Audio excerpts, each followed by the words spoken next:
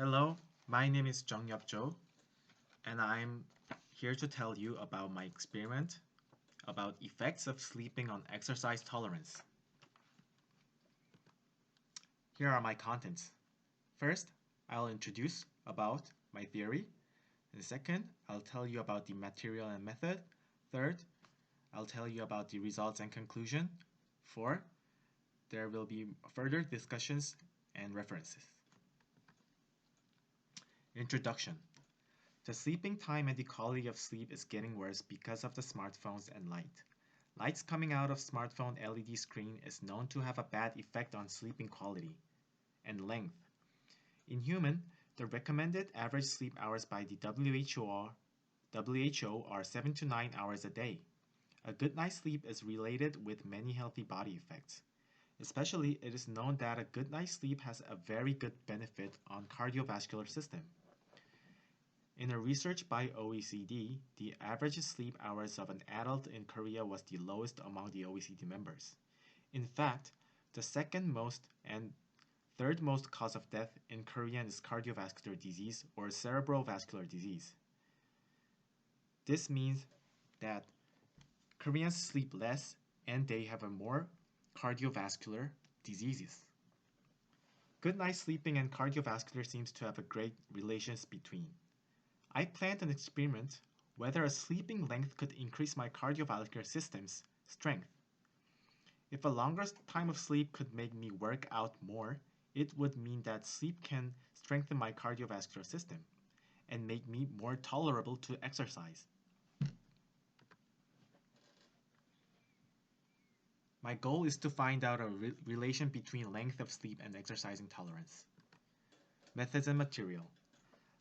I planned an experiment to see the relationship between sleeping length and exercise tolerance.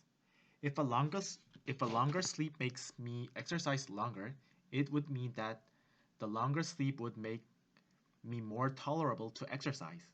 To check out the sleeping length, I had to check the time when I fell asleep and the time I woke up.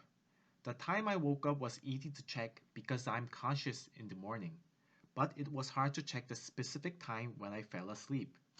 To reduce the range of error, if I did not fall asleep in 10 minutes in bed, I rechecked the time and remembered the last time before I fell asleep. And to check the exercise tolerance, I ran a running machine every Thursday, 2 hours later after I woke up. The speed of running machine was fixed at 7 km per hour, and duration of running time was checked every Thursday. The experiment was taken for 2 months. Here are the results. The experiment began at September 5th and ended at October 30th. You can check the sleep time, my wake up time, exercise duration. The length of sleep was calculated.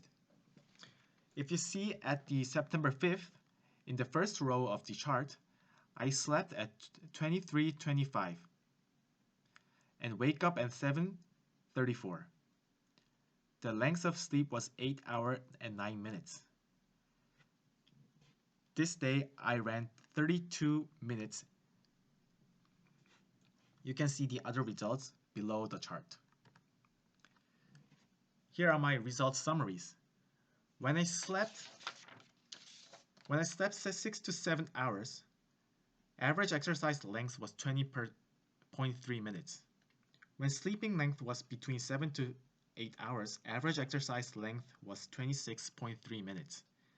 When sleeping length was between 8 to 9 hour, average exercise length was 32.3 minutes. You can see that more I slept, I could exercise more. Conclusions. I found that sleeping length and exercise tolerance had a significant relationship between. As the sleep length increased, my average exercise length also increased.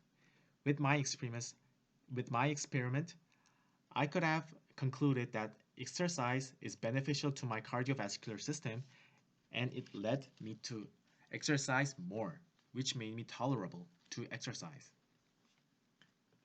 Further discussions. Not also sleeping length is good to our cardiovascular system, but the quality of sleep is also important. There are 12 ways to improve your sleep and it is introduced at Med Harvard Edu. By improving sleeping length and quality, individuals will be able to maintain a healthy cardiovascular system and would be able to exercise more. Here are the references. Thank you for listening.